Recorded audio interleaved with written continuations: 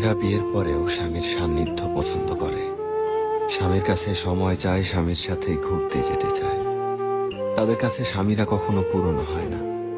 বাড়িতে স্বামীদের পরিপাটি হয়ে থাকা লাগে না। বউদের সেসব নিয়ে মাথা ব্যথাও নেই।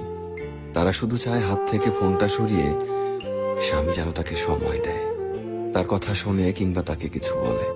বাড়িতে হাজারটা কাজ করার পরেও স্ত্রীরা গল্প করতে ক্লান্ত হয় না, বরং সারাদিনের জমিয়ে রাখা কথাগুলো বলার জন্য হাঁসফাঁস করতে থাকে।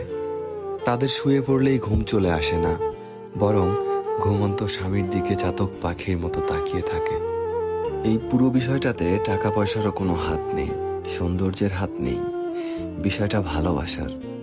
স্বামী সুন্দর কিংবা অসুন্দর, টাকাওয়ালা কিংবা গরিব, নতুন কিংবা পুরাতন, এসব সত্যিই কোনো ম্যাটার করে না। তারা শুধু ভালোবাসার মানুষটাকেই ভালোবাসে। অথচ পুরুষ মানুষের কাছে ব্যাপারটা উল্টো। তাদের কাছে বউ পুরনো হয়, বউকে ভালো লাগে না। বউয়ের কথা ঘ্যান ঘ্যান মনে হয়।